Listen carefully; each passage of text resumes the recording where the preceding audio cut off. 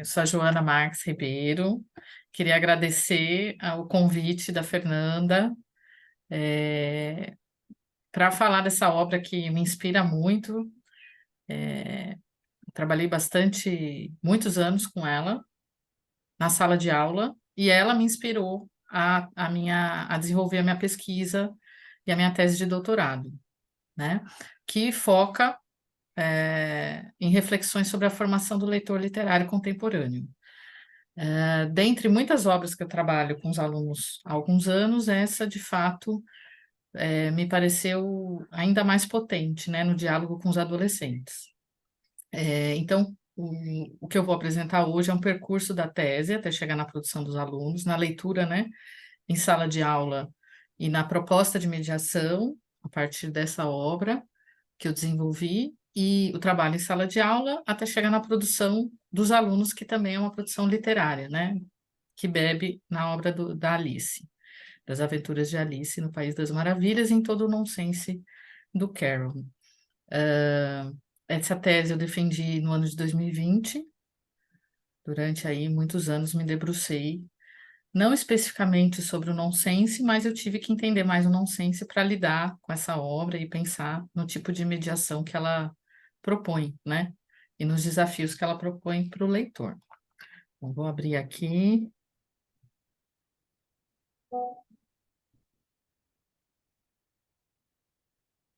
Dá para ver certinho? Sim, dá para ver. Ótimo.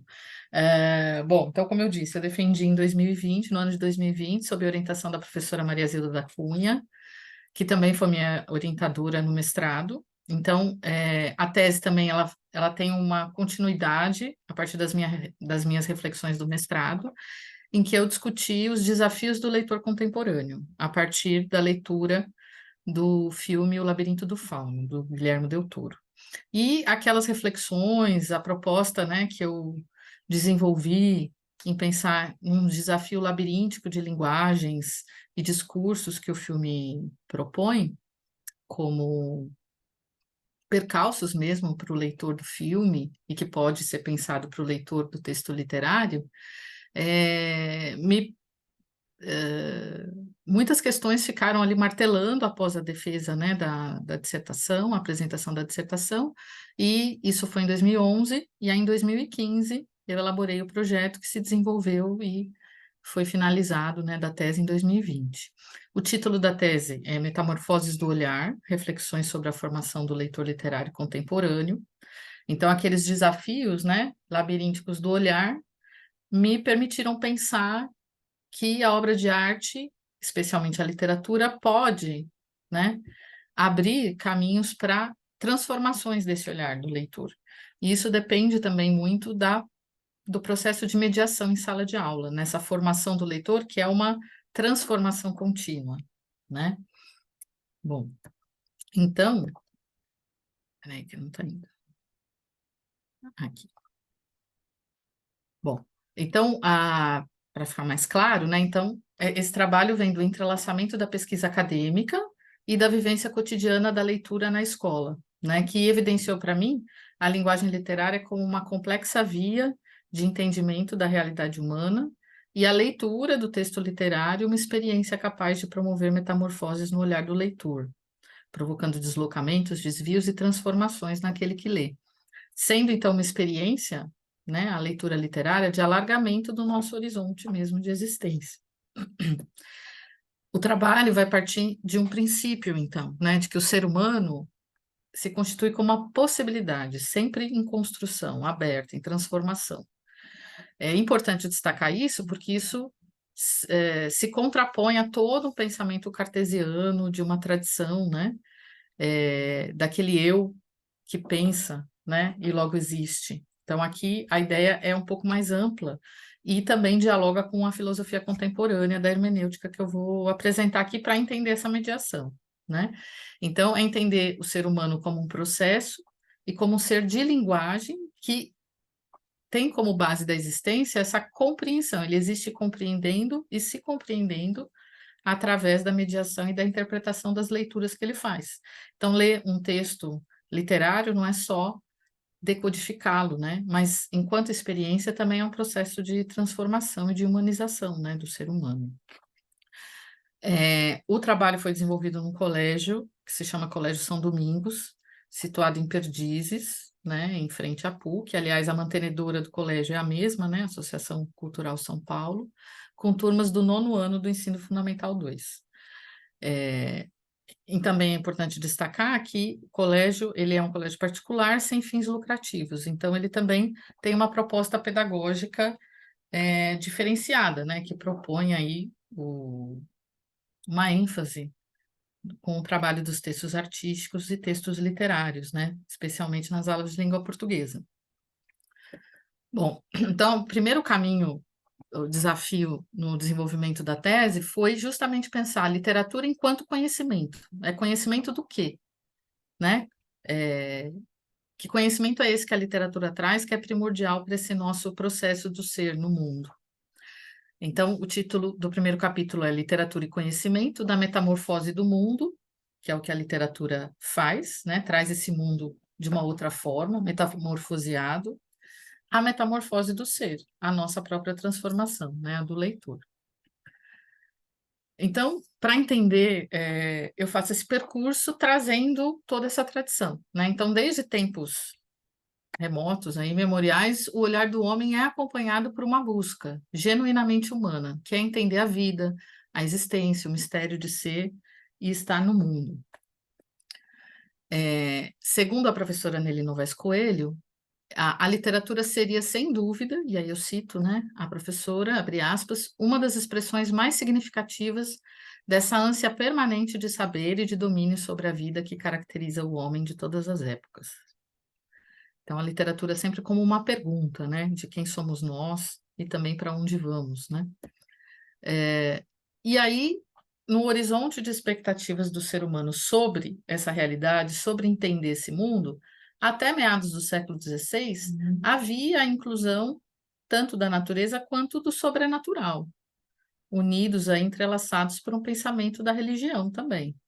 Então, a imaginação, até o século XVI, tinha um papel fundamental na mediação do conhecimento.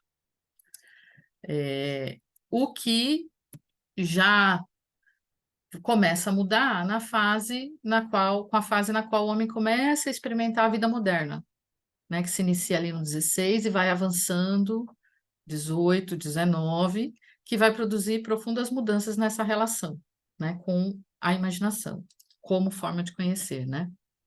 Então, a modernidade traz esse pensamento da racionalidade. Então, com o nascimento da ciência moderna, aquela imaginação permeada pela fé e pela revelação vai se opor ao poder da razão, de discernir, distinguir, comparar, ou seja, né, há aqui uma atitude polêmica perante toda aquela tradição. E aí é importante trazer esse percurso histórico para entender até mesmo a obra As Aventuras de Alice como uma postura também de crítica até a toda essa tradição, né? Então, daí que a obra foi tão pertinente para mim em vários sentidos, né? Para entender essa literatura como conhecimento, enfim. Bom, essa modernidade avança até que no final do século XIX e XX ela começa a entrar em questão também, né? Toda essa racionalidade, toda essa primazia da razão começa a entrar em declínio no final do 19 e começo do 20. E aí passa-se então a perceber, especialmente, né, em várias linhas filosóficas, o questionamento desse grande paradigma do racionalismo científico moderno. Talvez a razão não seria a única maneira de conhecer, né? Até porque grandes esperanças aí, né, de progresso que essa modernidade trouxe levaram também a duas grandes guerras e todo um caos ali no início do 20, né? Bom, então, seguindo a linha de uma filosofia contemporânea, né, que questiona, não que a racionalidade não seja uma forma de entender, é uma forma, mas não a única. Então, há uma linha da hermenêutica que foi se desenvolvendo ao longo do século XX, que vê na interpretação, que vê a hermenêutica como um papel central no processo de conhecimento do ser humano. Então, em contraposição àquela tradição do cogito cartesiano, a hermenêutica corresponde ao modo filosófico de pensar o mundo, né? Que coloca a interpretação como um aspecto de todo entendimento. Então, compreender o mundo é interpretá-lo e me interpretar dentro desse mundo.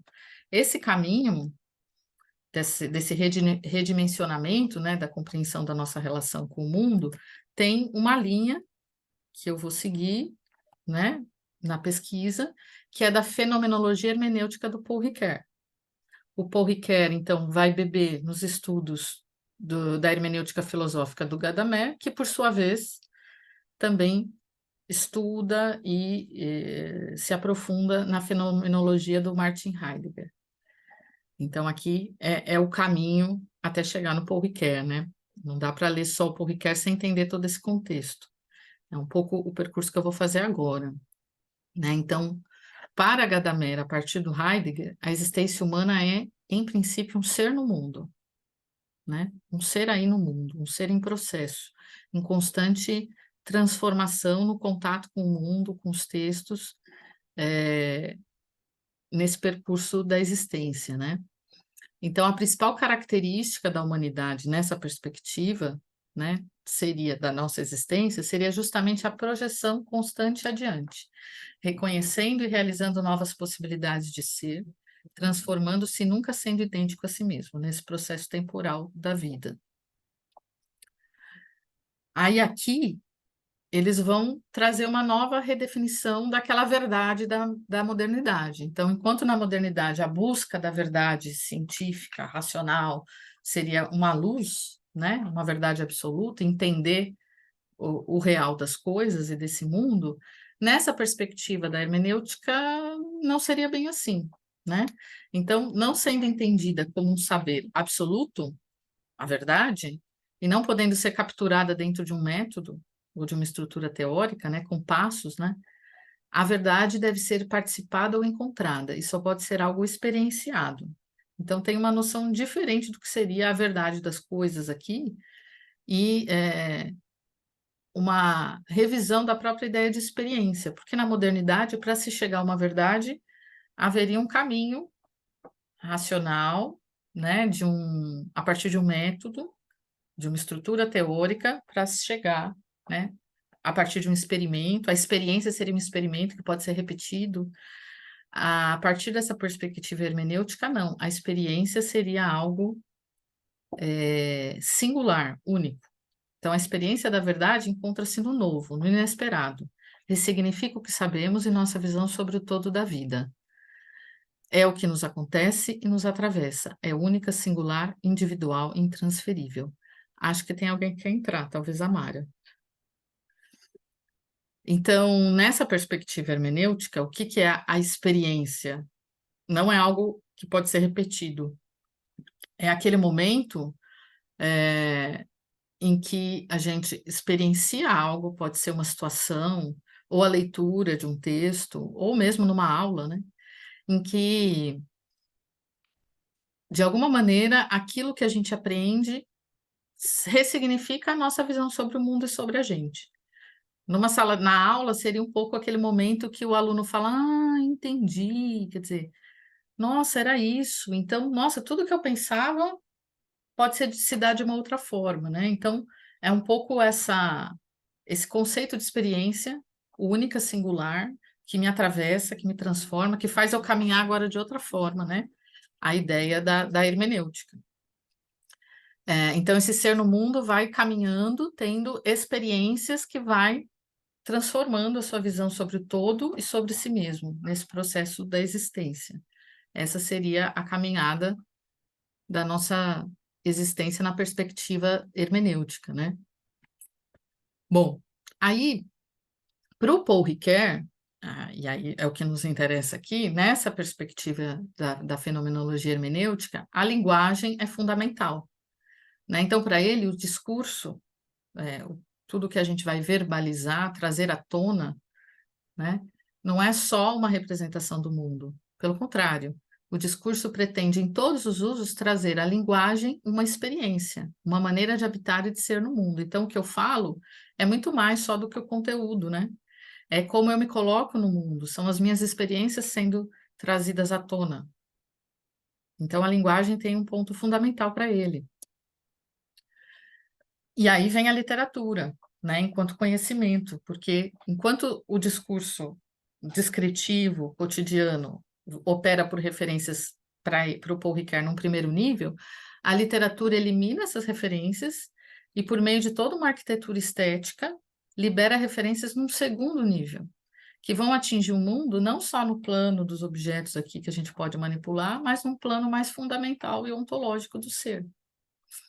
E por que que a literatura é capaz de fazer isso, né? Isso se dá graças aos valores referenciais da linguagem metafórica e simbólica, elaborada pela composição literária, que traz à tona, citando o Paul Ricoeur, abre aspas, aspectos do nosso ser no mundo que não se podem dizer de um modo descritivo direto, mas só por alusão e sugestão. Então, para o Paul Ricoeur, trazer o discurso à tona é trazer o ser à tona, a nossa experiência, e a literatura vai além, porque há coisas na nossa experiência, aspectos do nosso ser aqui no mundo que a gente não consegue traduzir em palavras, literalmente. E a literatura é capaz de fazer isso. Né? A literatura traz camadas possíveis, né? Metafóricas e simbólicas, para expressar o que literalmente a gente não consegue. Então, digamos assim, né, num jogo, numa brincadeira, se a modernidade procurava a verdade e colocava a imaginação, a literatura num segundo plano, nessa perspectiva, a literatura está em primeiro, porque ela consegue dizer coisas que a nossa racionalidade não dá conta. E nós não somos só seres racionais, né? Somos outros seres sensíveis, enfim. Então, a literatura trazia uma verdade, traria, né, uma verdade com V maiúsculo, né? Se a gente for brincar um pouco com essa ideia. Tá muito rápido, Fernanda? Tá dando? Tá? Bom, aí um conceito também de leitura importante nessa perspectiva do Paul Ricoeur é a apropriação da obra, nessa perspectiva hermenêutica, né? Então, o que que ele vai propor e entender como apropriação? Quando que eu me aproprio de uma obra literária, né? Que o leitor entende essa obra. Então, a apropriação é entendida não como posse, mas como um despojamento e entrega ao acontecimento discursivo, né, no diálogo que eu estabeleço com essa obra, né? Ou seja, a todos os momentos que envolvem o encontro e o diálogo entre os horizontes do texto e do leitor. Então, nessa perspectiva, me apropriar de uma obra literária não é entendê-la por completo, porque é impossível, justamente porque a linguagem literária é potente de significados. Então, é o momento que eu me abro para essa experiência, né, imagino, experimento essa estética e estabeleço um diálogo entre o horizonte que o texto está trazendo e o meu horizonte de mundo, a minha experiência de mundo, enfim, todo o meu repertório, né? Enquanto um laboratório de ensaios de mundos possíveis, a literatura suspende a linguagem cotidiana e possibilita ao leitor experimentar outros modos de ser, ensaiando poética e ficcionalmente variações imaginativas sobre o real e sobre si mesmo. Então, é interessante essa ideia também de um laboratório de ensaios, né? Porque pela literatura eu posso viver muitas possibilidades que essa experiência concreta aqui no mundo manipulável, né, como ele diz, não me permite, mas pela imaginação eu sou capaz de fazer, como a própria obra As Aventuras de Alice, né? Bom, portanto, ao abrir-lhe novas formas de habitar o mundo e ampliar o seu horizonte de existência, pela suspensão e pelo jogo livre da imaginação, a literatura proporciona ao leitor uma experiência de deslocamento e transformação do seu próprio olhar sobre o mundo e sobre si mesmo. Então, essa experiência me permite, né, rever o mundo a partir de outros prismas e a mim mesmo. Então, pode promover, quando há esse encontro, né, esse diálogo entre horizontes, uma metamorfose, uma transformação do meu olhar. Aí tem uma citação que eu gosto bastante do Paul Ricoeur, para fechar essa ideia, em que ele diz: só me encontro como leitor perdendo-me. Eu acho lindo, né? Que é esse movimento, quando eu já não tenho certezas, quando eu me permito imaginar e volto a mim de uma outra forma, né? Após essa leitura e vendo o mundo de uma outra maneira. Bom, a partir disso, eu vou propor ou pensar, né, em algumas reflexões sobre a formação do leitor literário e sobre a mediação da leitura na escola. Que tipo de mediação poderia abrir caminhos, né, para esses portais aí que a literatura permite, né? Que experiências aí o professor pode pensar na sala de aula. Bom, então aqui a gente tem uma outra ideia de uma experiência educativa e do trabalho com a leitura. Então, aquela situação tradicional de assimilação de verdades, certezas do conhecimento transmitido ao aluno pelo professor é quebrada. A inserção de situações de revelação e de imprevisibilidade é o que vai contar nesse jogo da mediação agora. Lógico que, né, para isso, o aluno vai ter que ter o contato com a leitura direta da obra. Ele vai ter que ler essa obra.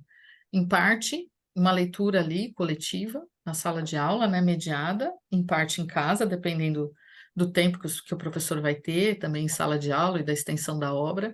Mas essa mediação vai assumir uma forma de diálogo, uma forma dialógica, fluida, dinâmica, previamente desenhada num roteiro pelo educador, então ele vai sim fazer o seu planejamento, né? Que capítulos são fundamentais a partir ali do que ele vai trabalhar em termos da estrutura da obra, no caso da própria Alice, a estrutura, né? Da linguagem nonsense, a construção do narrador, que é fundamental ali, o jogo que ele faz com a estrutura gramatical, enfim, a construção da própria personagem, da protagonista e de outros personagens. Então, tem todo um roteiro que a gente, enquanto professor, vai trabalhar, mas a forma de trabalhar é uma forma dialógica, né? Que vai fazer esse planejamento, mas deixar espaços, brechas, né?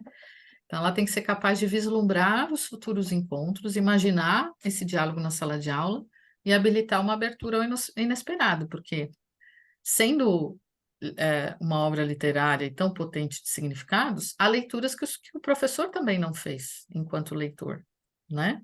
Há coisas que ele não imaginou e que aqueles alunos vão traçar relações com textos, com músicas, enfim, com o repertório deles, né? Então, tem que ter essa possibilidade de abertura. Então, a ideia é propor estratégias que considerem esse sentido global do texto, seus diálogos, permitindo que o aluno, o leitor, trace intertextualidades com outros textos, outros discursos, outras épocas, né? Abrindo esses espaços, tendo os seus na manga, mas também abrindo espaço para o leitor se colocar. Então, uma situação de aprendizagem conduzida pelas descobertas em jogo traçado pelo texto. Então, o texto ele é soberano nesse momento, né? E guiada pelo educador atento aos discursos, às vozes e aos silêncios dos alunos, porque muitas vezes um olhar, os silêncios deles dizem muito, né? Estabelecendo uma aula dialógica, né? De maneira que o jovem possa ensinar por meio da sua experiência estética como leitor. E, na minha tese, eu fui descobrindo ao longo do tempo que essa experiência, quando se dá de forma singular, né, autêntica, ela gera também esse desejo do aluno de escrever literatura. Ele começa a jogar com nonsense, no caso da Alice também, depois dessa experiência, por isso que eu trouxe textos deles, né?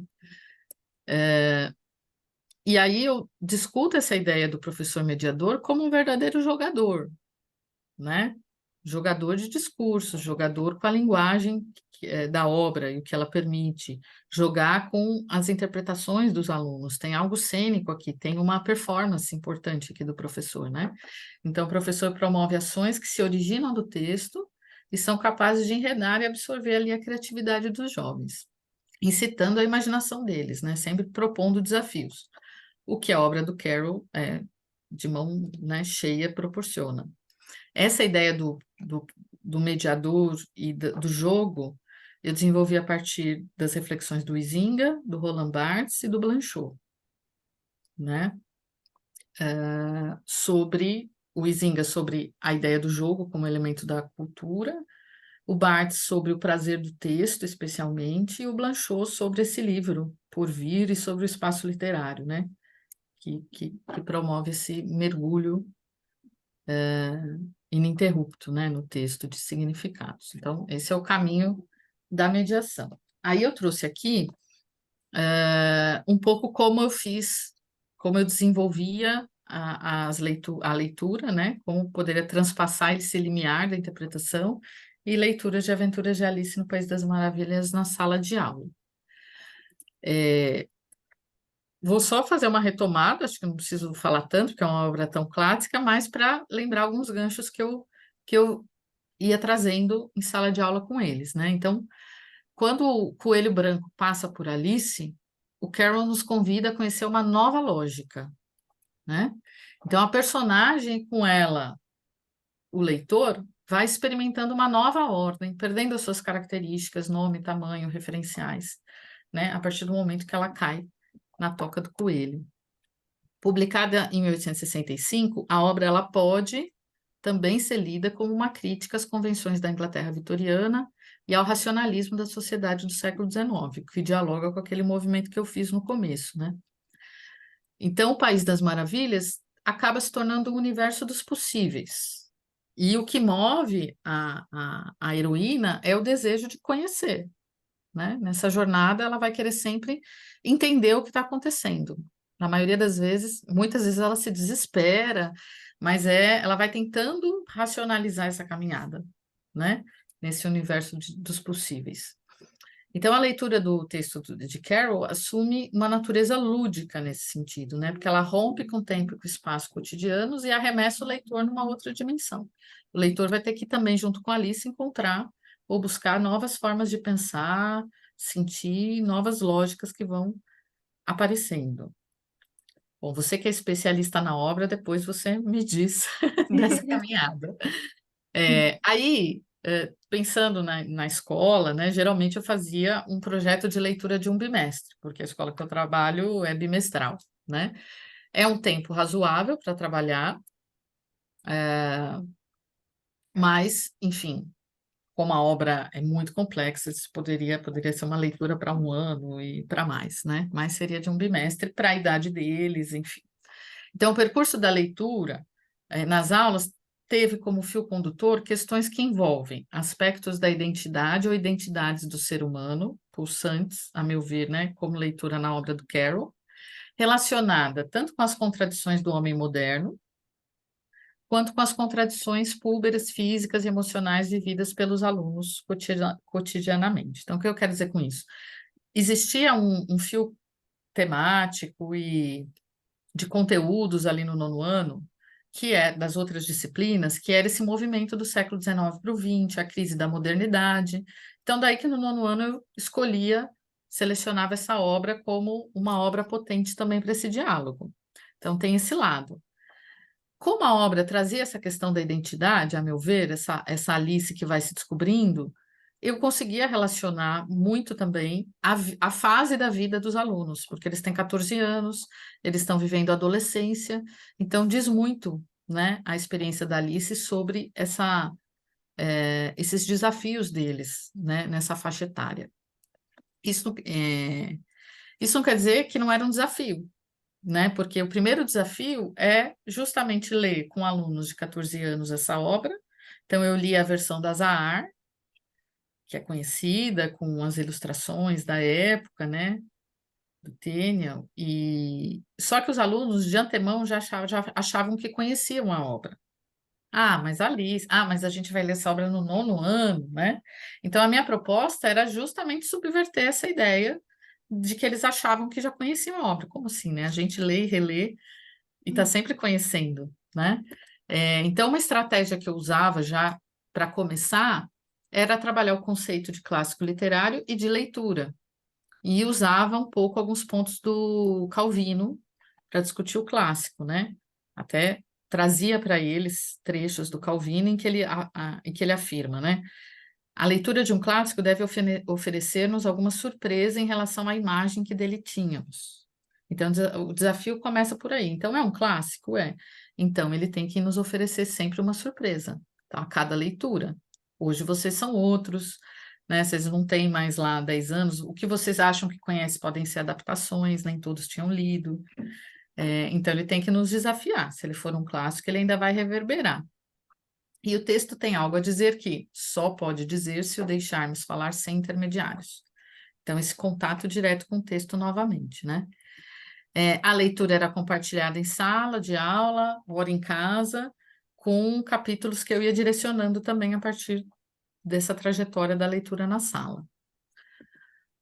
A dinâmica variava da leitura, era uma dinâmica variada da leitura, e sempre prevendo essa quebra de expectativas dos leitores a cada aula e a cada capítulo lido, procurando buscar revelar aí a complexidade da obra, né? E aí esse caminho, né, eu fazia também a partir desse conceito, né, do jogo próprio da linguagem nonsense. Aqui eu trouxe o caminho proposto pela Lúcia Bastos,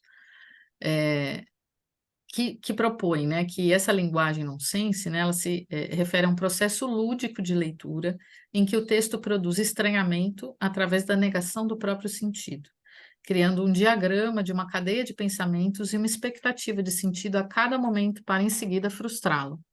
Então, era uma discussão com eles, né, porque eles vêm com aquela ideia de que o nonsense é um sem sentido.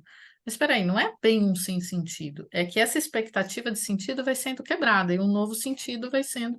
Então, essa obra da Alice, eu trabalho outras obras. Então, por exemplo, agora eu estou lendo Dom Casmurro.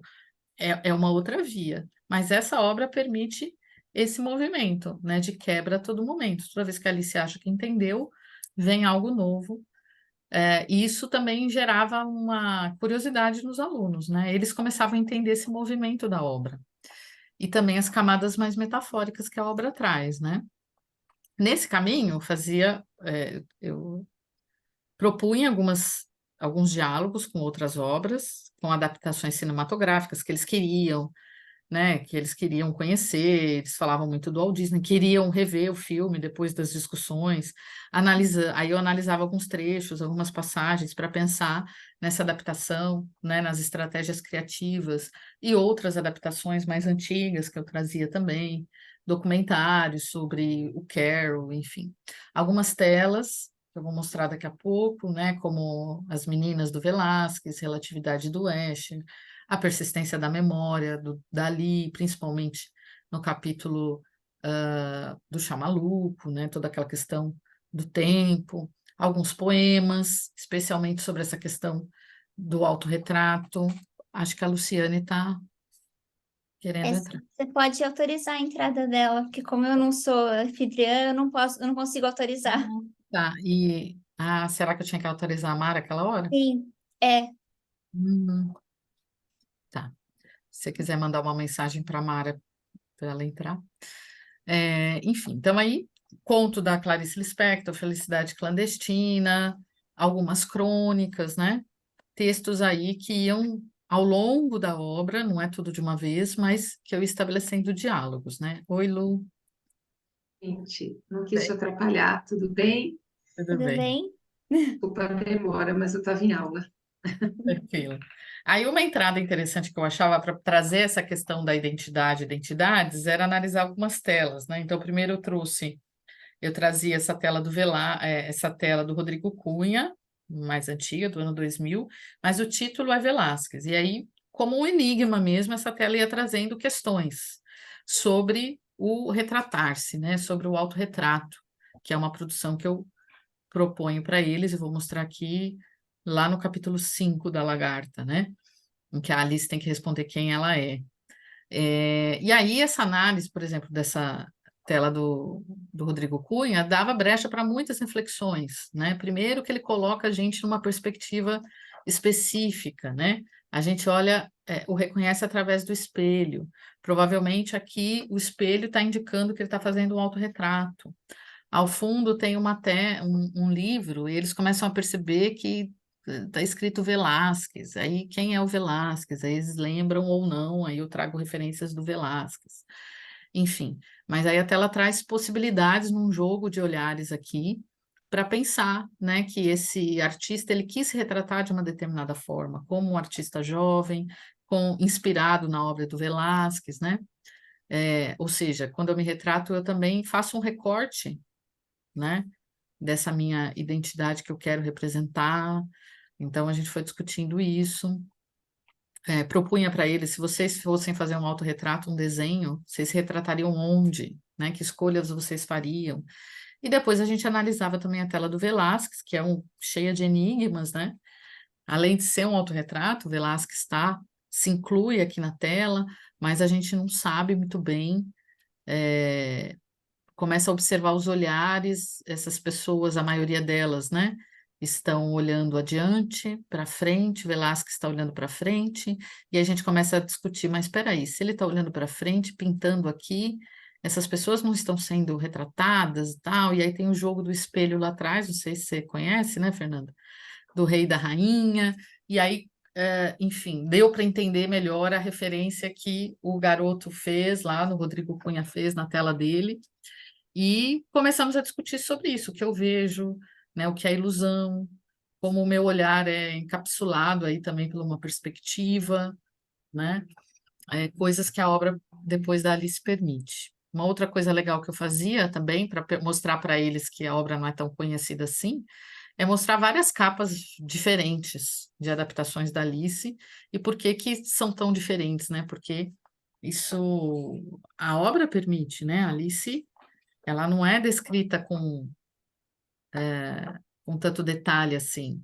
Então, ela pode ser loira, morena, o que que acaba perdurando nessa aventura dela, né? Nessa caminhada, nessa trajetória da Alice.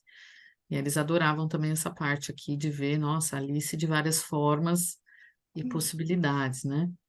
Tem outras já hoje, né?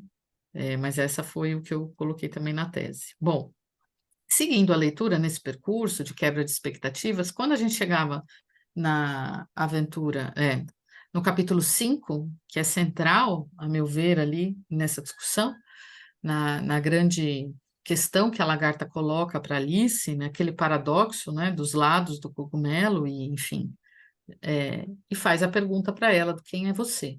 Como aqui eles já tinham discutido muito, quebrado paradigmas, né, repensado aí a partir, chorado, né, pensado naquela lagoa de lágrimas e tudo mais, aí eu propunha que eles fizessem um autorretrato. E aqui, o que que eu percebia? Que toda a experiência até o momento permitiu que eles não fizessem só uma descrição simples de si. Eles já tinham um olhar mais complexo, eles sabiam que era transitória essa descrição, que daqui uma semana poderia mudar, que eles iam capturar um momento da existência, e eles passaram a refletir sobre tudo isso, né? Então, superando o distanciamento entre o mundo metaforizado pelo texto lido e os próprios mundos, a produção foi um retorno a si mesmo, né? Uma autorreflexão para eles. E eu percebia também nos textos deles que eles começavam a se apropriar dessa linguagem, na escrita do texto deles, como se eles continuassem o jogo do nonsense, né? Eu separei alguns aqui para a gente pensar, né? Até grifei um trecho ali que é uma referência direta, em que a aluna diz assim: eu sei quem eu sou, bem lá no fundo, no interior do meu eu, na escuridão úmida e sufocante da minha mente, eu sei exatamente quem sou, todos nós sabemos. Dentro da minha mente é como se houvesse um gigantesco complexo de cavernas, um labirinto de dezenas, centenas de caminhos possíveis, e que cada um tem que encontrar o seu próprio, inclusive eu. Há tanta informação girando, batendo, gritando dentro de mim, que às vezes eu me sinto como se estivesse me afogando nas águas da minha própria alma. E tudo parece distante, sem significado, simplesmente vazio. E essa também sou eu. Eu sou a Clara, porque o meu nome também sou eu. Às vezes ele parece não se encaixar, esquisito, fora de sintonia. Isso acontece porque a Clara tem mais significado para os outros que para mim mesma. Eu sou tudo, eu sou nada, sou o sol e sou a lua, sou o ar e sou a terra. E mesmo assim, sou só uma. Como eu disse no começo, todos sabemos quem somos, dentro de nós.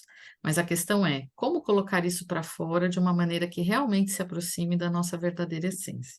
Então, extremamente metalinguístico, né? Questionando aí esse processo, né? Como a própria Alice experienciou na obra. Então, esse exercício de se mirar, de se observar através das representações literárias foi resultando nessa expansão da percepção deles, numa visão mais complexa, mais apurada da vida, né, nessa fase. Um fato que demonstra um amadurecimento diante de descobertas acerca da condição humana e da relação com o mundo.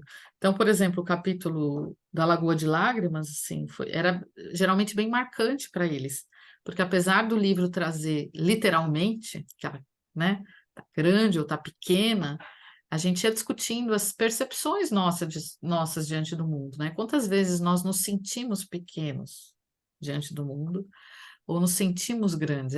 Essas também eram as sensações. Ou a gente chora tanto, está tão desesperado que se sente afogada nesse mundo, né? Então, a gente ia, naquele diálogo da leitura dos capítulos, a gente ia puxando esses fios de possibilidades, né? Já que a obra trazia uma metamorfose do mundo, né? Como eu disse lá no começo. Aqui, o aluno já fez um jogo também, com as palavras, com os pronomes, interessantíssimos, né? Que ele diz: eu era uma vez alguém, para alguns alguém, para outros ninguém. E para outros mais alguém, alguém que quer ser mais que ninguém, mas ainda sendo seu próprio alguém, que não importa de ser chamado, que não se importa de ser chamado de alguém ou ninguém por alguém. Esse alguém vê os outros como mais alguém, porém outros como alguém.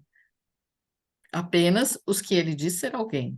Esse alguém quer ser alguém que ele diz ser alguém para ser. E não alguém que fala o que deve ser. Esse alguém pensa, então, o que ser? Se tudo que ele é parte de outros alguéns. Esse retrato poderia ser de um alguém qualquer, mas não é, pois a resposta está na pergunta. O alguém só pode ser um alguém, ele mesmo, apenas ele, mais ninguém.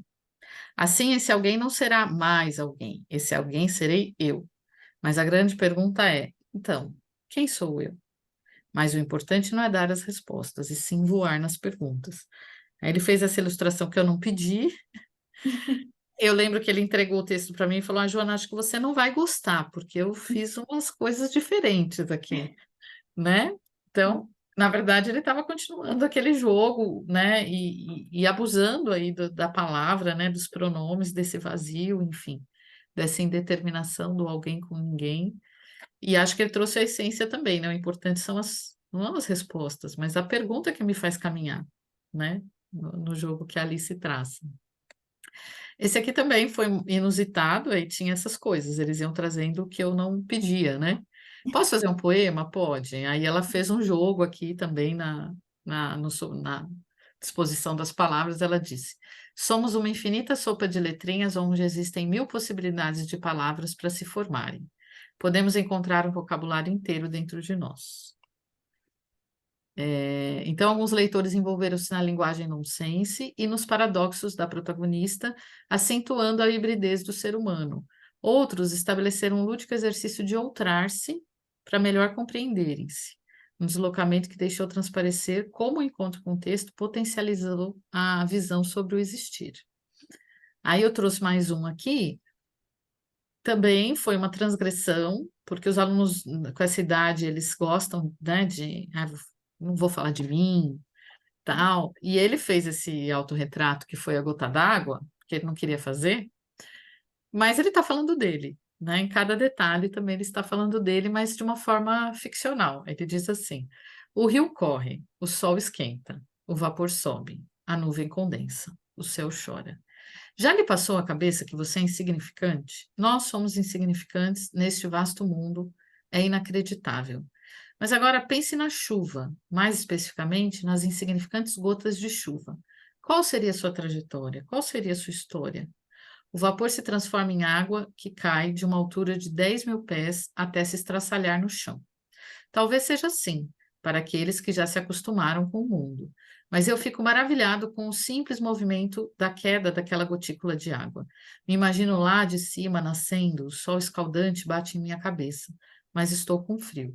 Sou reconfortado pelo leve e carinhoso abraço das nuvens. Não consigo ver nada, apenas a brancura esfumaçada que me cerca. Levemente, tudo começa a escurecer até chegar a um ponto de um cinza mais voltado para o preto. Solto-me dos braços calorosos que me acolhiam.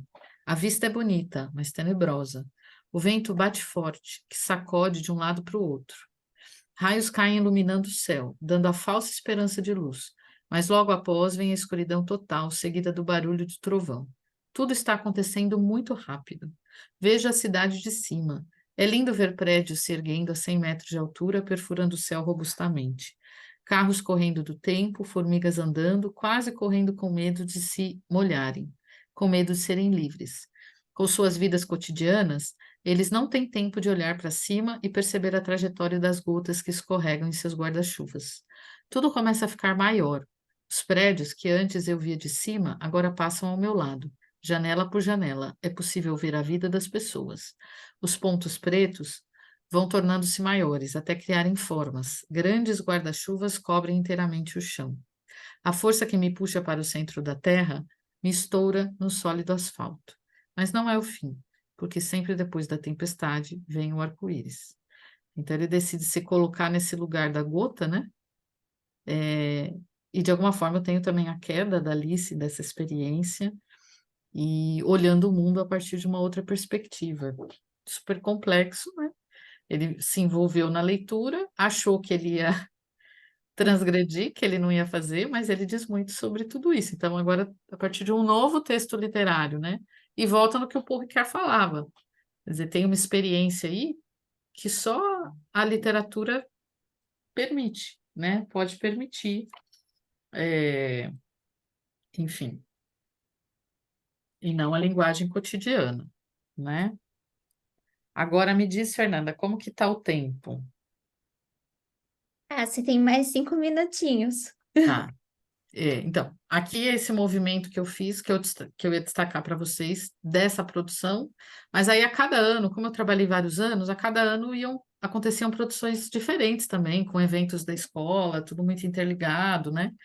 E aí, algo que eu mostraria também foi, no ano de 2016, a escola fez uma parceria com o MASP, não sei se vocês lembram, na época, teve uma exposição chamada Histórias da Infância, só com obras que traziam infâncias.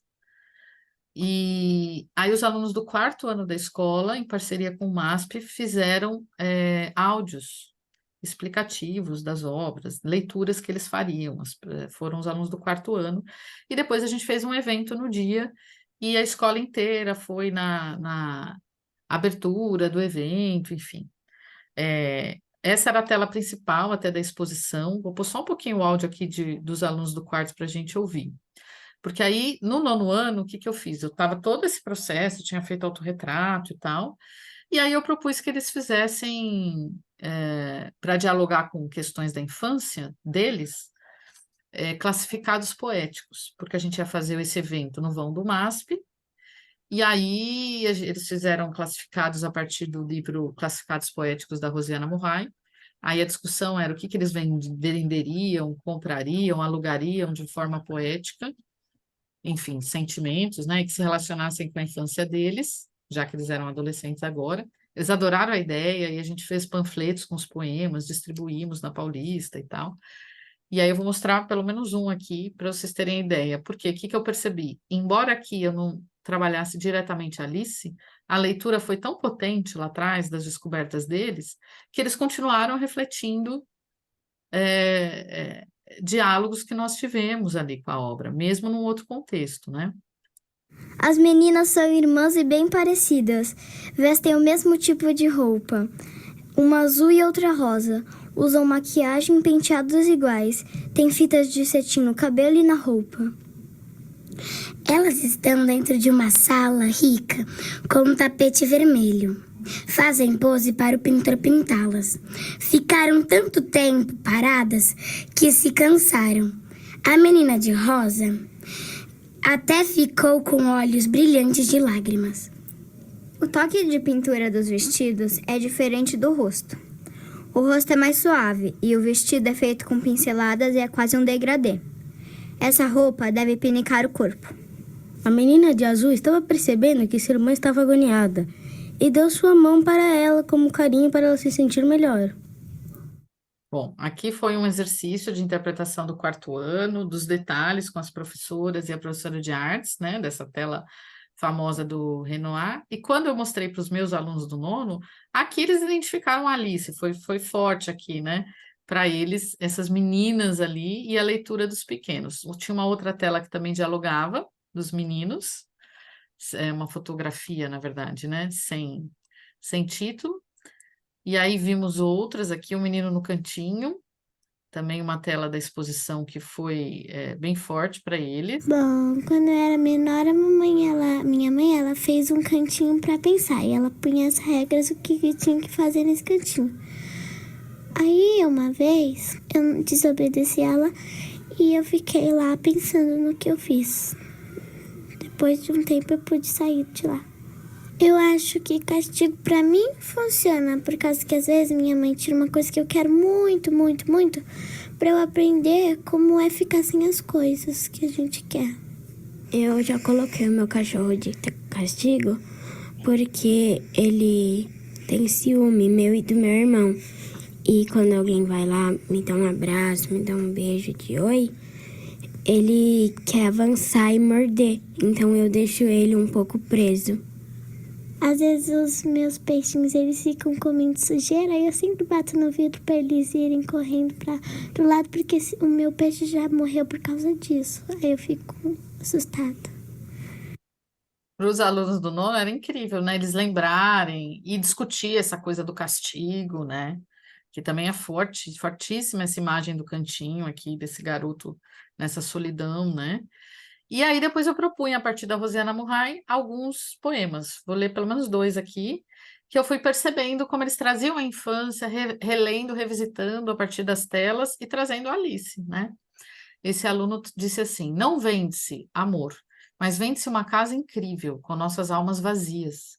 Procuramos apenas a imagem desse sentimento. Compramos muitas coisas que nunca iremos usar, mas é divertido exibirmos o que não temos para as pessoas com quem não nos importamos, se importar. Desesperados atrás de algo desconhecido, não temos. Mas é bem legal fingir que temos. Não vende-se, mas acreditam por aí que compra-se. Amor. Admite-se padeiro, um que faça sonhos, que faça o pão com alma, que aos clientes traga força para brincar o dia inteiro, para alimentar a esperança, que crie bichos de pé, que faça um pudim melhor que o da sua avó, que faça ao entardecer pés de moleque na janela descansar. Essa aqui da borboleta, juro que é a última. Quero asas de borboleta azul, para que eu encontre árvores cheias de loucura no meio do horizonte. Procuro uma paixão sem pé ou cabeça, para que me leve de planeta a planeta, em um grande labirinto, pois ando sozinho em um caminho desconhecido. Aí essa aqui também eu acho que é uma relação direta, né, com o enunciado, com as sensações da Alice, com que eles e a gente vive também, né, na adolescência. Lógico que o professor já é mais velho, tem outras experiências, mas a gente tem o nosso jovem dentro, né, as nossas experiências revisitadas também por meio deles. Bom, eu vou parar aqui. Como eu disse, né, Fê, no começo eu trouxe vários, porque ia depender um pouco do tempo. Acho que vale a pena só eu colocar a bibliografia, peraí. Depois a gente escreveu alguns manifestos, também outros tipos de texto que essa loucura e que ali se aparecendo. Mas acho que dá para a gente parar por aqui, já deu para perceber, né, o movimento. Aqui eu coloquei as referências só dessa apresentação. Enfim, espero que eu tenha conseguido mostrar, né, o movimento da minha reflexão e como a experiência da obra da Alice, o nonsense, provocaram os alunos a querer escrever literatura, né? Até quando eu não, não pedia diretamente para eles fazerem isso. Então, é isso. Ai, muito obrigada, Joana. Foi ótimo contar com a sua apresentação, com a sua pesquisa e com toda a sua contribuição aqui no grupo. E fascinante ver a produção dos alunos também e toda essa relação com as telas, né, e as outras artes e a fotografia e essa coisa do castigo, né, que aquela foto assim realmente já transmite, né, só de olhar, de bater o olho, você já fica com essa ideia, né, do forte, ou mesmo isso do canto do pensamento, né? Você tem que ir lá para pensar, né? Então, assim, parece que pensar é uma coisa ruim, é um castigo, né? Uhum. E como a Alice era cheia disso no começo, né? De como se portar, de como se colocar, que ela não podia perguntar, todo o movimento interno, né, que o narrador faz. E eu achei legal também que no fim a gente sempre volta para essa questão de tentar entender, tentar compreender, né, o ser no mundo, né, tentar encontrar um sentido, atribuir um sentido para as coisas, né, que é o que a gente está sempre fazendo na literatura nonsense, realmente brincando e revendo sempre essa atribuição de sentido, né? Então, acho que foi muito importante a sua colaboração. Muito obrigada. Que bom, eu que agradeço de novo. Posso só fazer um comentário Pode, sobre claro, o trabalho da Joana? Eu amo o trabalho claro. da Joana, né? Sou É, suspeitíssima aqui, mas eu escrevi sobre isso no meu mestrado, mas eu estava trabalhando com arte contemporânea em sala de aula, né? Sobre essa cocriação. Então, a partir do momento que a Joana ela faz uma proposta, ela se torna co-criadora do texto também. É uma autoria compartilhada, né? Eu escrevi sobre isso porque muitas vezes em sala de aula eu lançava né, evocava uma temática, ou eu direcionava mostrando um artista, como foi o caso, né, da obra da Alice, e isso fazia tinha uma relação direta no processo criativo, né? Então, essas relações do professor e aluno como parceiros de trabalho, parceiros na criação. Eu acho que tem muito disso no seu trabalho, Tá no seu mestrado, né? muito mesmo. Já que Tem você muito contou, disso no né? seu trabalho. Tem muito disso no seu trabalho, sabe? Porque, querendo ou não, as propostas, os trabalhos, né, as escritas, elas surgem de uma proposta que é sua, que parte de um processo criativo seu para se complementar no aluno. Então, isso é muito legal. A forma como o professor direciona, né, faz com que, não que ele interfira na obra, ele interfira diretamente, né? Ele Mas ele faz a pode, mediação, né? faz a mediação de Sabe que eu muitas tô maneiras. só falando o que você está falando agora, eu tô na minha cabeça aqui pensando numa proposta de produção de texto que os alunos eles vão fazer um estudo de campo esse ano em Brasília. E Uhum. eu vou ler com eles sexta-feira, já separei, o conto As Margens da Alegria, do Guimarães. Não sei se vocês conhecem, que conta a história Não. do menino que vai para um lugar, para uma cidade que está sendo construída, e é Brasília. Mas não se menciona no Hum. conto. Então é a primeira vez que ele anda de avião e tem todo um alumbramento, aquela cidade toda em construção, tem uma descrição, né? E num determinado momento ele vê no quintal lá da casa que ele tá, um peru. E ele fica admirado com o peru. E tudo que ele lembra depois dessa viagem é o peru. Né? Um jogo também com essa ideia, nossa, tem a cidade sendo construída, né? Tem Brasília, mas a perspectiva do garoto que o alumbra, né? É aquele animal ali que vai virar comida, aliás, né? Depois. É, E aí eu estou aqui pensando, eu vou ler com eles, já tô com as estratégias de mediação, e eu quero que depois da experiência de Brasília eles produzam um texto da experiência deles, assim como o menino, que só lembra do peru lá, o que vai Aham. ficar para eles dessa experiência. Mas aí pensando no que você está falando, né? Eu estou Eu não nessa sei se cocriação aqui, tá tentando sair da minha cabeça. eu não sei se te interessa, mas eu não estou lembrada agora de cabeça, mas eu consigo retomar porque eu já escrevi um texto sobre isso.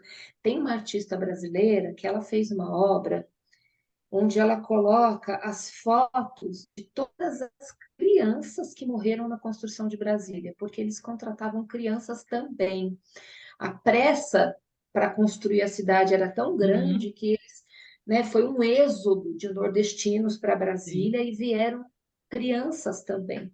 E muitas morreram na construção de Brasília. Então, ela vai na empresa que contratava essas crianças, esses adolescentes, e ela faz um levantamento de todos aqueles que morreram trabalhando em Brasília e faz Uhum. um painel com fotos.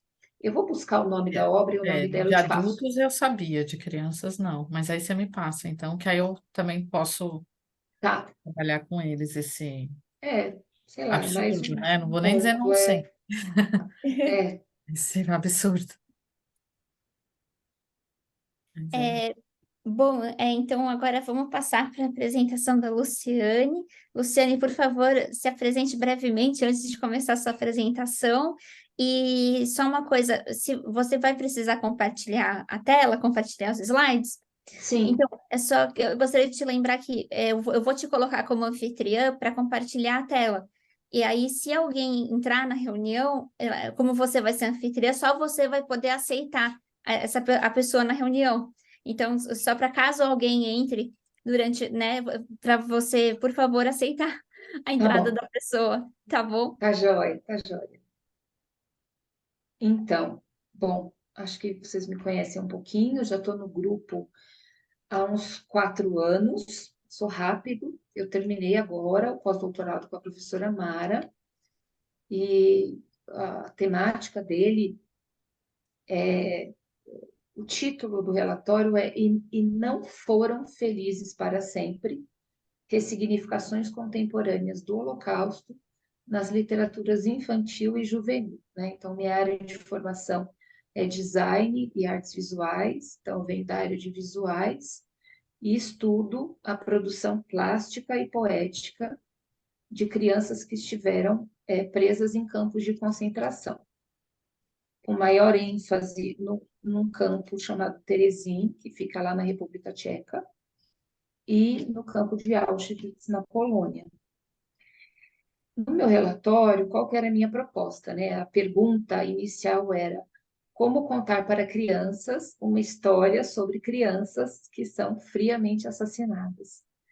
Então, era esse embate de trazer essa história do Holocausto pelo viés da infância para crianças também. Então, dessa pesquisa surgiram 2 obras, que é A Fortaleza Sem Muros e Onde as Borboletas Não Habitam, que foi publicado, e agora eu estou no processo para publicar A Fortaleza Sem Muros, mas hoje eu quero falar sobre a Fortaleza com vocês, tá?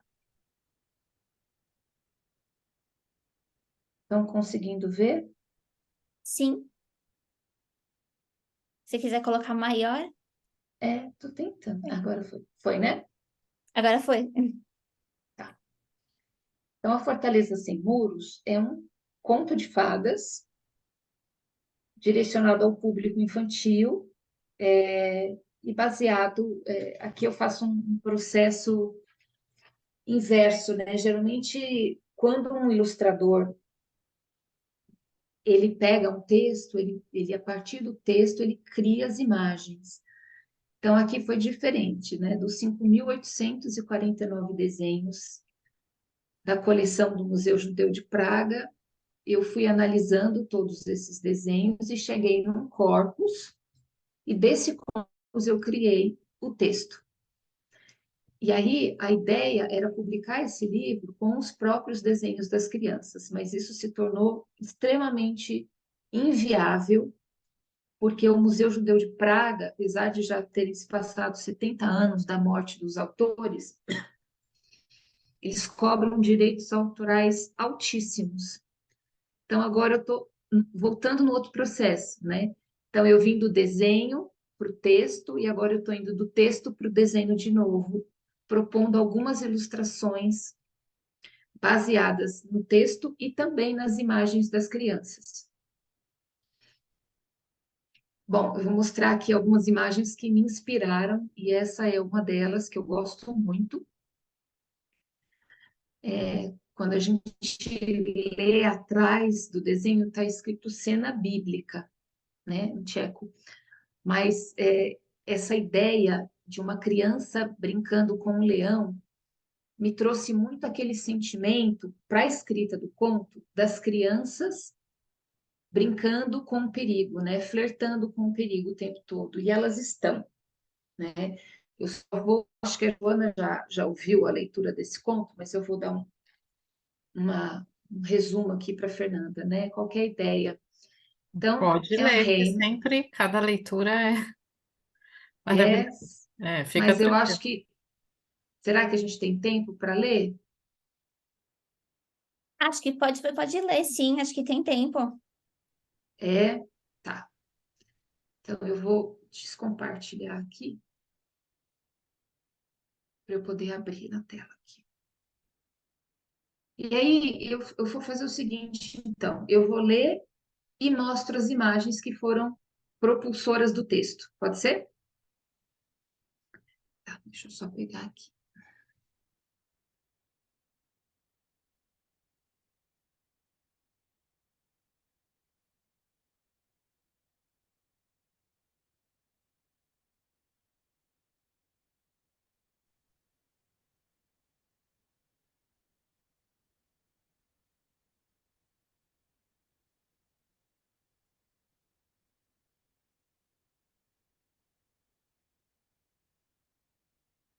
Aqui.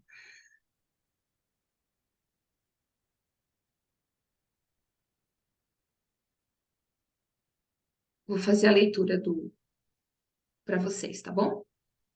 Tá bom. Vocês querem que eu compartilhe? Ah, pode ser. Peraí. Ele tá todo pintadinho, porque eu fui pintando as partes para eu poder saber o que eu já tinha escrito no relatório, eu não tinha escrito. Então vamos lá. Deixa eu colocar aqui no cantinho. Era uma vez, em um reino distante, um rei muito poderoso que vivia feliz com sua família. No auge de seu poder e glória, o rei foi amaldiçoado com uma doença vinda de terras distantes, uma espécie de loucura. A doença era tão poderosa quanto o rei, e em pouco tempo todo o reino estava doente, menos as crianças. Então o rei passou a dar ordens tão loucas quanto ele próprio. Eu, o Rei Todo-Poderoso, soberano de toda a terra, decreto que, de hoje em diante, é proibido aos súditos ler. E tendo dito isso, assim se cumpra, e ordenou a seus guardas que recolhessem e queimassem todos os livros do reino. Pouco tempo depois, eu, o Rei Todo-Poderoso, soberano de toda a terra, decreto que de hoje em diante é proibido aos súditos que se alegrem. E tendo dito isso, assim se cumpra. E ordenou a seus guardas que fechassem parques e todos os lugares onde as pessoas se reuniam para brincar, conversar e contar histórias.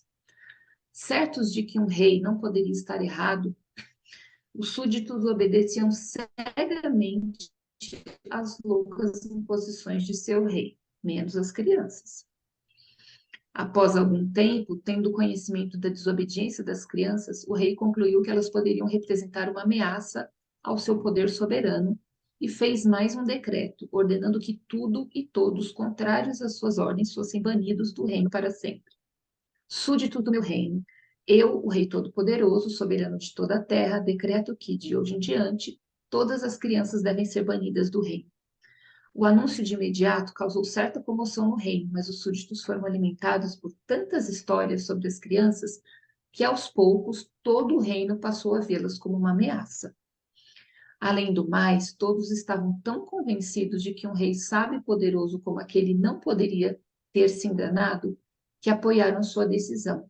E dessa forma passou a fazer muito sentido banir as crianças. Essa decisão acarretou muito trabalho. O rei passou várias noites em claro discutindo com sua guarda pessoal de que modo se livraria das crianças. E uma ideia surgiu. O rei ordenou que fosse construída uma grande fortaleza no meio da floresta densa e silenciosa que ficava nos arredores do reino, e para lá fossem enviadas todas as crianças. Familiares, vizinhos e amigos, certos de que o rei não se enganara, ajudaram a levar as crianças para aquele lugar sombrio. A fortaleza não tinha muros, era formada por um centro e ao redor altas torres com pequenos calabouços frios e escuros, onde as crianças deveriam ficar trancadas até atingirem seu destino inevitável. As imensas árvores ao redor davam à fortaleza um aspecto bastante amedrontador. Era difícil se acostumar ao calabouço úmido e apertado. Várias crianças viviam no mesmo calabouço, de onde saíam apenas para trabalhar. Os prisioneiros recebiam um único pedaço de pão todos os dias. Alguns viviam anos na fortaleza. Outros, em pouco tempo, se despediam daquele lugar para nunca mais voltar. A fortaleza era constantemente vigiada por criaturas difíceis de serem compreendidas. Caminhavam como humanos, tinham a aparência de lobos e se comportavam como monstros. Essas criaturas obrigavam as crianças a trabalharem durante o dia e a ficarem em silêncio à noite. A fortaleza exercia uma força sobrenatural sobre as crianças prisioneiras. Com o tempo, seus corpinhos iam se transformando. Pelos cresciam sobre a pele, as orelhas subiam e um focinho se formava. Pouco a pouco, elas iam se transformando em pequenas ovelhas, passavam a andar de quatro e perdiam a capacidade de falar, balindo pelos cantos. Mas a finalização desse processo, até que as crianças começassem a andar em quatro patas, duas mãos e dois pés, levava algum tempo. Então elas desapareciam. Para onde iam? Ninguém sabia ao certo. Ouviam-se rumores de que, de tempos em tempos, uma serpente gigante visitava os arredores da fortaleza e carregava alguns prisioneiros em sua barriga. Mas para onde? Outra história que circulava nos calabouços é de que essa serpente vomitava os prisioneiros na boca de uma caverna, onde morava um velho dragão. Diz a história que o dragão agarrava suas presas e as fazia adormecer com seu bafo tóxico. Assim, adormecidas, ele as transformava em cinzas com o calor do fogo que saía da sua boca. Será verdade? Ninguém nunca voltou para contar. Como sabe? Deveriam acreditar nessas histórias. As crianças passavam os dias sentindo medo, fome, frio e observando seus corpos se transformarem lentamente. As criaturas bem sabiam que era mais fácil exterminar ovelhas do que crianças. Ovelhas são lentas e bastante obedientes. Da pequena floresta de seus calabouços podiam ver reino além das árvores da floresta, as montanhas e tudo a que um dia chamaram de lar. Que saudades de casa, da cama quente, da comida gostosa, do abraço da mãe, de brincar no campo. Que saudades de ser criança outra vez. Apoiadas na janela, elas sonhavam em voltar para casa e ter suas vidas de volta. Sonhavam com a cura do rei e de todos do reino. Sejam bem-vindas, crianças. Perdoem minha loucura. Eu, o Rei Todo-Poderoso, soberano de toda a terra, declaro que isso nunca deveria ter acontecido. Venham, preparei um banquete para vocês e uma imensa sala no meu castelo, cheia de jogos e brincadeiras. Divirtam-se, comam, descansem. Conte-nos os sofrimentos pelos quais passaram e os desafios que enfrentaram na fortaleza. Todo o reino quer ouvir. Todo o reino vai ouvir. Este era o sonho de toda criança prisioneira, mas ele nunca se realizou. Da janela também observavam algumas crianças em processo avançado de transformação. Algumas acreditavam tanto em sua própria aparência que passavam a agir realmente como velhinhas, caminhando e balindo cabisbaixas em volta do lago. Para cada uma, o processo de transformação transcorria de forma diferente. Para algumas crianças era mais lento e para outras mais rápido. Algumas crianças, perplexas com a própria aparência, paralisavam ao olhar seu reflexo no lago, questionando-se quem realmente eram, inertes, quase sem vida. Essa paralisia chamava a atenção de pássaros gigantes que rondavam a fortaleza durante o dia, em busca de presas fáceis. E dessa forma, as crianças prisioneiras partiam para outros mundos, levadas por aqueles animais fantásticos. Era preciso lutar contra a força exercida pela fortaleza. Sim, era preciso lutar, mas nem todas as crianças sabiam como.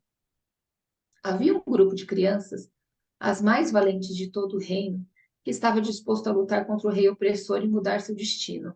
Elas reuniam-se todas as noites e cantavam as canções mais queridas de sua terra natal, para nunca se esquecerem de quem eram e de onde vinham, apesar de sua involuntária transformação. Elas cantavam baixinho para não chamar a atenção das criaturas. Isso aumentava sua esperança em algum tipo de salvação. Era como uma magia contra outra magia. Elas acreditavam que se lembrar do lar e da infância roubada as ajudaria a permanecer mais humanas. E sendo assim, poderiam bolar um plano para escapar da fortaleza. Mas a cantoria clandestina chamou a atenção de uma das criaturas que passou a espiar as crianças todas as noites pelo buraco da fechadura.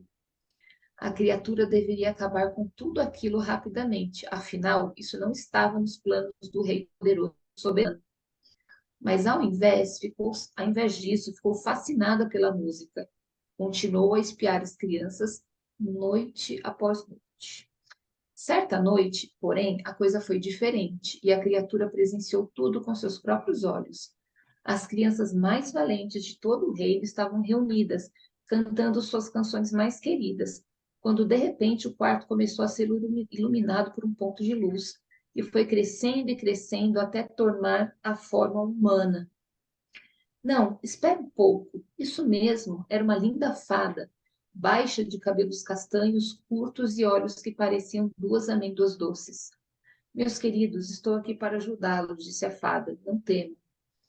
A princípio, as crianças ficaram com medo, mas o olhar terno e bondoso da fada as convenceu de que mal algum ela faria. Sei que querem voltar para casa. Não tenho tanto poder assim, mas posso dar algo muito precioso a vocês. As crianças continuaram espantadas, observando a cena que se desenrolava diante de seus olhos. Concentrem-se. Lembrem-se de como foram felizes antes de virem para a fortaleza. Concentrem-se em todas as coisas maravilhosas vividas fora daqui. A resposta está dentro de vocês. E pouco a pouco, a fada iluminada e bela foi diminuindo até se transformar novamente em um ponto de luz que desapareceu totalmente na escuridão. A resposta está dentro de vocês. Concentrem-se em todas as coisas maravilhosas vividas fora daqui. O que isso significa? Pensavam as crianças. O que isso significa? Perguntava-se a criatura bastante espantada, com o olho direito pregado no buraco da fechadura. As crianças ficaram muito agitadas com a visita inesperada, mágica, no meio da noite. Uma delas foi em direção à janela do calabouço para tentar encontrar novamente a boa fada e perguntar-lhe como a resposta para tamanha injustiça poderia estar dentro das próprias crianças. Ela lançou-se em direção à janela e acabou por tropeçar em um objeto. Apalpou o chão e pegou algo comprido e fino nas mãos. Mas a escuridão dos calabouços não permitia que as crianças descobrissem que objeto era aquele. — Que é isso? Perguntou o menino pequeno e ruivo que havia tropeçado com o objeto. — Ora, não sabemos, respondeu uma menina de longos cabelos negros cacheados. Está muito escuro, não podemos enxergar a realidade. Neste instante, algo mágico novamente aconteceu. A mãe natureza, chorosa por ver as crianças naquela situação, enviou uma revoada de vagalumes para iluminar o calabouço. Maravilhadas com a beleza dos vagalumes que adentraram pela janela, as crianças quase se esqueceram do objeto deixado pela bela fada. Maravilhado com a beleza dos vagalumes, a criatura quase revelou-se atrás da porta, mas conteve-se mais um pouco e continuou espiando. É um giz, igual aquele usado por minha professora para anotar na lousa as lições, disse surpresa uma menina bastante magra e de olhos puxadinhos. Mas o que faremos com ele? Como o giz pode nos ajudar? Questionou o mais ranzinza do grupo. Envoltos pela luz dos vagalumes que haviam transformado um calabouço frio e escuro em alguma coisa mais próxima da palavra lar, as crianças observavam o objeto deixado pela fada e pensavam em formas de usá-lo para fugirem da fortaleza. Será que ele serve para abrir fechaduras? Perguntavam-se. Será que dá para comer? E um garoto forte e com um olhar sisudo colocou o giz na boca. Que gosto horrível! É claro que não é para comer, falou a sabichona do grupo. Por que a fada não nos deixou um belo frango assado? Assim não morreremos de fome e teremos forças para escapar. Mas a fada tinha outros planos em mente. A criatura, do lado de fora, divertia-se com as desventuras das crianças, ao mesmo tempo que pensava consigo mesma: por que um giz? Uma menina bem pequena disse ao grupo: venham, vamos nos recostar nas paredes e descansar um pouco, aproveitar a luz dos vagalumes para olharmos uns para os outros e fixarmos na mente como é ser humano, antes que sejamos definitivamente transformados em ovelhinhas. Elas ainda não podiam compreender a importância daquele objeto. Era preciso ver além de sua forma e função, compreender o que de belo aquele objeto poderia trazer às suas vidas. No momento em que a pequena garotinha recostou-se, o giz criou uma marca na parede, uma marca colorida. Vendo isso, ela sentou-se mais confortavelmente no chão e começou a desenhar nas paredes do calabouço.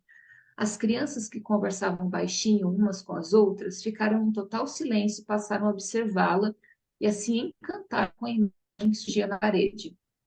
Ela desenhou um parque de diversões, com brinquedos e muitas pessoas felizes, lembrança dos dias em que fora livre e simplesmente criança.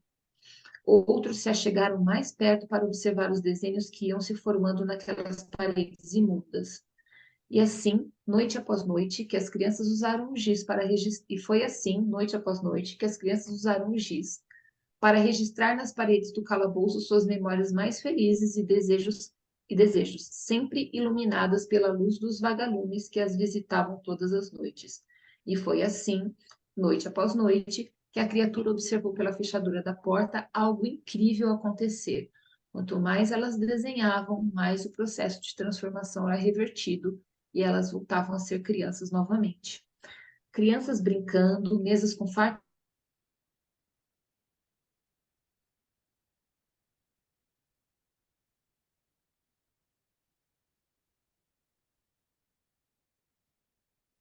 comida,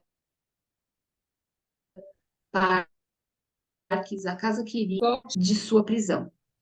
Observavam também as patas de ovelha voltarem a ser mãos humanas, o pelo sumir e as orelhas encolherem.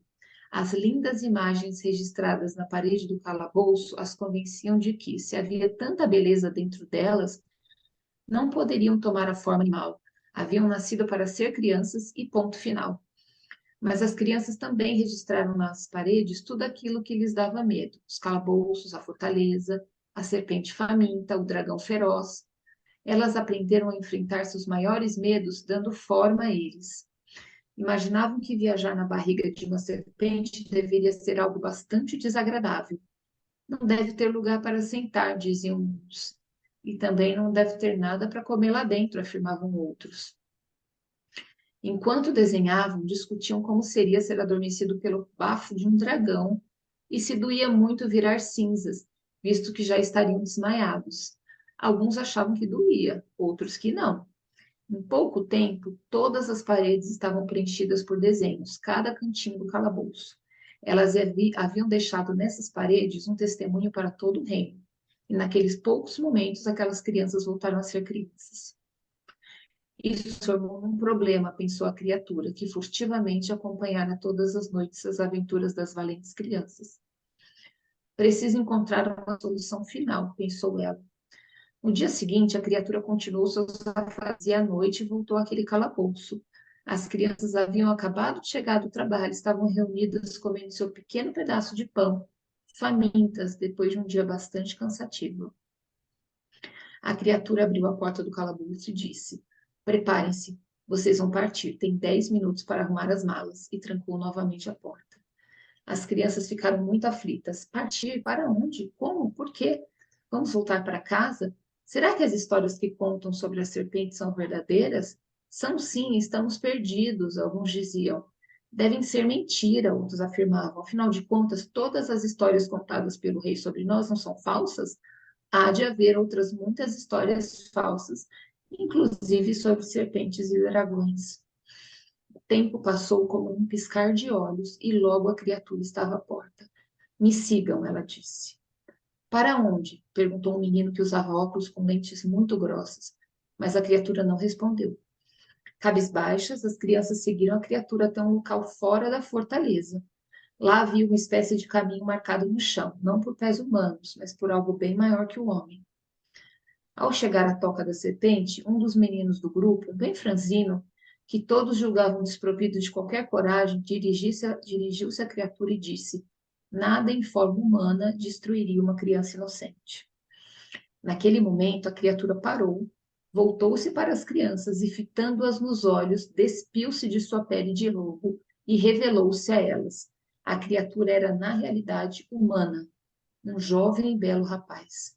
Não sou um monstro. Meu nome é Hans, disse ele. Sou parte da guarda especial do rei. Hans, o filho do leiteiro, é você?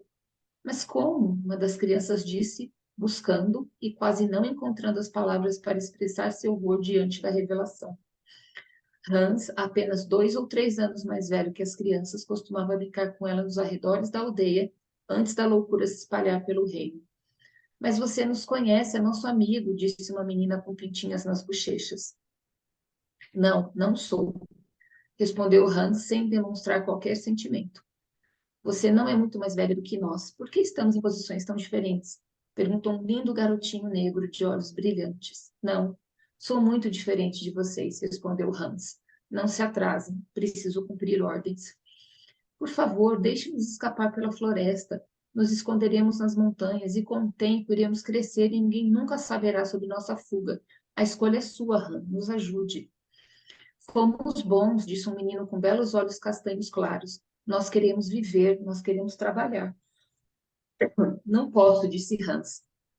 Fomos ensinados a não confiar em crianças. Na verdade, fomos ensinados a odiá-las. Apesar de estar despido de sua pele de lobo, Hans sabia que o mais importante era cumprir as ordens do rei e apenas observou aquele grupo de crianças valentes ser levado para fora da fortaleza. Afinal, o que ele poderia ter feito? Era preciso escolher entre o errado mais fácil e o mais difícil. Era a tarefa ou a vida. Ao ver a serpente chegando, Hans rapidamente vestiu sua pele de lobo, pois sabia que a serpente não discrimina crianças de jovens. Mas as escolhas determinam o destino, e desde então passou a circular na fortaleza uma nova história. Nas noites mais lindas, aquelas iluminadas pelo brilho de vagalumes, era possível ver lá nas nuvens crianças brincando como fumaça, flutuando, espalhadas pelo céu. Elas não têm patas nem orelhas grandes. Venceram o poder da fortaleza, venceram o rei. Então, esse é o conto, que foi feito a partir, então, dos desenhos, tá? Eu vou compartilhar aqui de novo.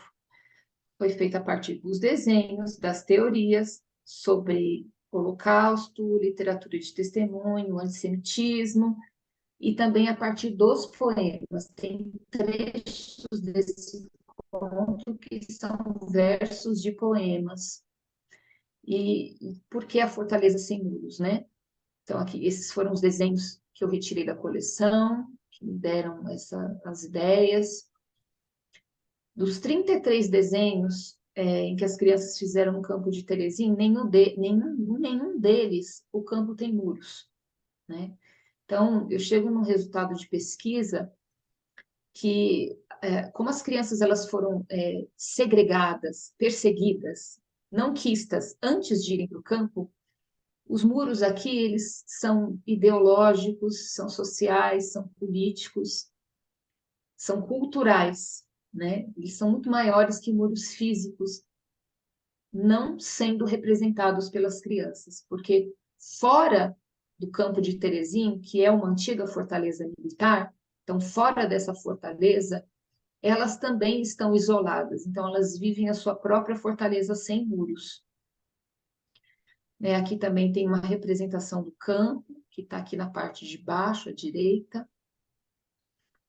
Esse desenho, ele está clarinho, mas ele é muito significativo, né? É uma mãe puxando duas crianças pelo braço, que me trouxe a ideia de falar dessas crianças sendo arrastadas para o campo.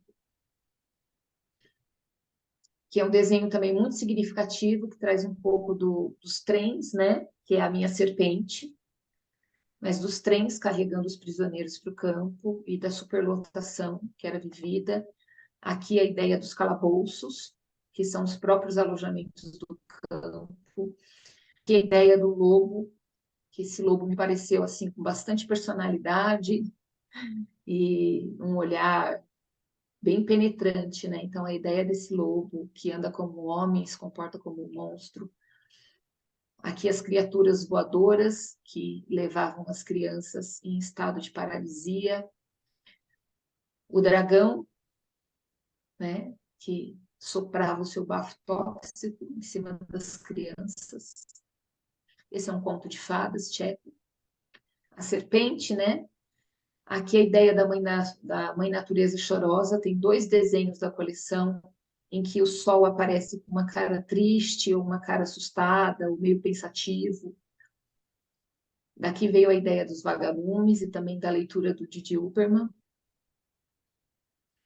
Aqui seriam os desenhos que foram feitos nas paredes, né? Crianças brincando, crianças no parque. Aqui as crianças implorando para Hans fugir. E aqui a ideia das crianças brincando como nuvem, né? Aí agora eu estou nesse processo de criação de outras imagens a partir do texto e também a partir das próprias imagens para ilustrar o conto, para ver se sai essa publicação. Mas é isso, gente. Basicamente é isso. Muito obrigada, Luciane, pela sua fantástica apresentação. Eu acho que eu já tinha assistido uma apresentação sua na PUC uns anos atrás, que também foi incrível. Fui na PUC. E eu acho assim que esse assunto é muito importante e a gente nunca deve esquecer que isso aconteceu para que a história nunca se repita, né? Sim. E, e eu acho muito interessante ver essa releitura no desenho e a releitura, né, do desenho no conto, né?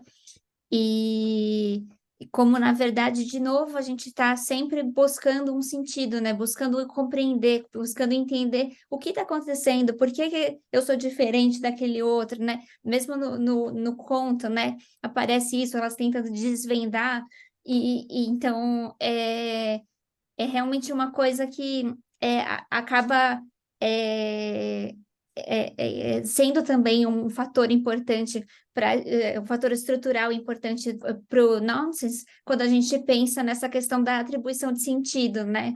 E a gente pensa nessa reorganização, então a gente vai reorganizar o mundo e aí a gente vai, a partir do que a gente vai reorganizar? Qual vai ser o princípio, né? E Se você for ver, se você for ver, Fê, o conto, ele faz o tempo todo essa busca de identidade, né? Porque, assim, o rei, lá no fim, a gente fala que ele é um mentiroso, né? Que ele conta histórias que são é, mentirosas. O rei é um mentiroso.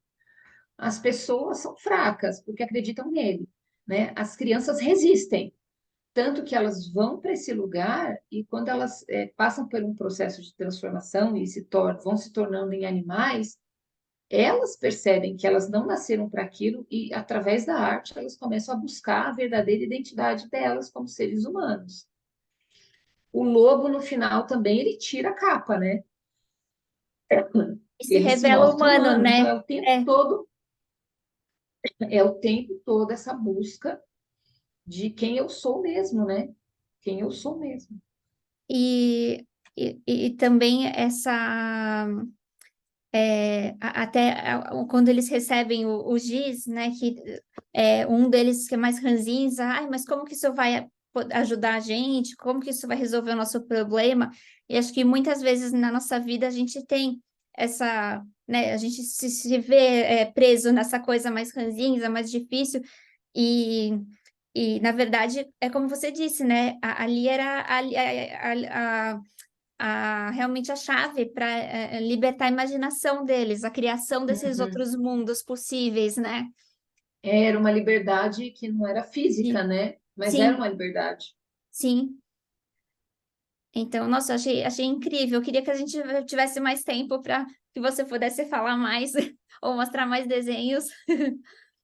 Só um comentário, Fernanda, que ó, depois, quando eu escrevi esse aqui, né? Acho que dá para ver que é onde os borboletas não habitam, ele faz referência o tempo todo ao conto de fadas, né? Uhum. Eles são coisas que se cruzam. Tem essas referências o tempo todo também.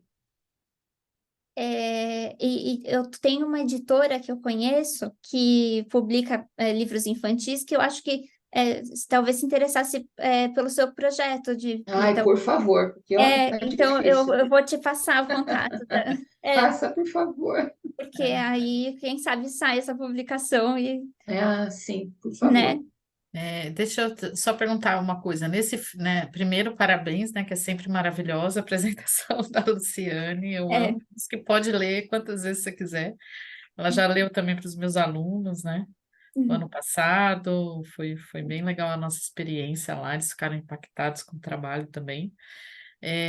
Essa ideia agora de produzir imagens a partir do texto, é você que vai fazer as ilustrações? Sim, Ah, estou numa nova isso mesmo. empreitada aí. Muito legal. E aí o e que eu aí queria o pensar livro também, o livro publicado vai ser publicado com as suas ilustrações? É o que eu gostaria. Sim. entendi. É, É um porque outro processo. agora é outro processo, é outra coisa. Eu queria muito que tivesse os desenhos das próprias crianças, mas eles são muito caros. E aí, assim, a editora que tinha concordado até em publicar esse livro, a da Fortaleza, ela agora está sem dinheiro. Ela falou que só se eu for atrás de um PROAC, não sei o quê, mas mesmo assim os desenhos não entram. Então, assim, estou buscando outras alternativas, Fernanda. Sim. Vou agora me empenhar nesse novo processo de produção de imagens, porque, assim, os desenhos são ótimos, mas não são ilustrações para um livro, né? Então, eu tenho que pensar nisso também, na recepção do público. Mas eu estou pensando em alguma coisa, até gostaria de ouvir a opinião de vocês, como desenhos de criança mesmo, sabe? Como se elas estivessem contando a própria história delas e elas estivessem desenhando. Porque no meio do conto, o leitor descobre que as crianças desenham coisas lindas nas paredes, né? Uhum. Por que não? Como se elas próprias estivessem fazendo os seus próprios desenhos e Eu acho que é contando a sua própria história. Acho que é Eu acho. interessante essa coisa da própria criança contar a história e da própria criança fazer o desenho com o traço da criança mesmo, porque eu acho que toda essa situação foi uma situação em que elas não tiveram nenhum controle, né? E nenhuma possibilidade de ser ouvidas, né? Então, assim, agora nesse momento elas estão sendo ouvidas, né? E, Uhum. então, eu acho que elas estão podendo contar a história delas. Então, acho que, com certeza, tem que ser com o traço delas, das crianças. Eu acho que Eu vai ficar estava legal. pensando nesse caminho até que a Fernanda falou, porque é interessante, assim, né, pensar que eu estava falando lá do Paul Ricoeur, né, de que há coisas que a literatura diz que a linguagem literal não vai dizer nunca, e enfim. Porque interessante, né, você fez uma pesquisa de doutorado, então você escreveu sobre isso, mas não era suficiente. Você mergulhou nessas ilustrações, né, nesses desenhos delas, com uma sensibilidade, imaginando aquele contexto e o que elas estavam vivendo, que a linguagem da tese não foi suficiente, né? Você Não. precisou ir para a literária, mergulhar nesse ambiente mágico do conto de fadas para poder trazer essa sensibilidade ali, né? Então, é esse movimento Exatamente, exatamente. para Eu dar acho voz para assim, elas, né? Porque aquela voz da tese parece que não era suficiente ainda. Tem que ser não, pela arte, né? e é assim, quando eu vou fazer uma apresentação, que eu conto a história do campo, todo mundo, nossa, meu, isso é muito incrível. Só que daí, quando você começa a ler a tese, é muito técnico, é análise de desenho, é análise sócio-histórica, papapá, papapá. E eu queria, na verdade, sensibilizar as pessoas. E eu É a não vou experiência que a sensibilizar com literatura artigo, traz, é né? experiência. Eu não vou sensibilizar ninguém com artigo acadêmico, É. né? Eu preciso da linguagem literária para chegar no outro. Eu passei uma experiência, gente, que foi assim uma das coisas mais incríveis que eu passei na minha vida. Eu fui convidada para falar para um grupo de mulheres judias. Elas têm algumas associações, né, de mulheres judias bom, elas se juntam, elas falam com pessoas muito ricas, recolhem dinheiro, fazem doações. É um trabalho muito bonito que elas fazem. Então, eles juntaram 3 associações de mulheres judias num prédio, não sei se era Pinheiros, eu não me lembro onde que eu fui. E aí eu falei para todas elas, né? E nesse dia tinha uma mulher lá que a mãe dela esteve em Teresina. E ela tinha comprado meu livro e tinha lido, eu não sabia. E aí eu falei um pouco da pesquisa, falei um pouco do livro e abriram para perguntas. E aí aquela mulher levantou e falou assim: Eu tenho uma pergunta para te fazer. Eu queria saber se aconteceu alguma coisa assim sobrenatural com você durante essa escrita, porque quando eu li o seu livro, eu senti a minha mãe tão perto de mim. Eu chorei tanto. E eu fiquei pensando como uma não tcheca, uma não judia, conseguiu entrar na vida de pessoas tchecas e judias de uma maneira que trouxe esse realismo muito forte. E eu falei assim, olha, não aconteceu nada de sobrenatural comigo, mas é assim, foi mesmo dedicação, foi dedicação. E então isso para mim foi mágico, sabe? Saber que aquela mulher tinha chorado, tinha sentido a mãe presente. Então é isso que eu busco, sabe? E isso me dá mais prazer do que escrever um artigo ou Uhum. fazer uma tese, muito mais, muito mais. Eu fico muito mais feliz indo pelo campo da ficção e da imaginação, porque aí eu vou tentando imaginar, eu sei o que aconteceu, mas o que eu ficcionalizo é o como aconteceu, né? O como aconteceu, eu não sei, eu não estava lá. E para mim é mágico isso de imaginar com o que eu tenho em mãos, né? Ali com o diário, com o desenho, e imaginar como aquilo aconteceu a partir dos registros que eu tenho, dos documentos que eu tenho. Então, eu adoro isso. Isso para mim é muito legal.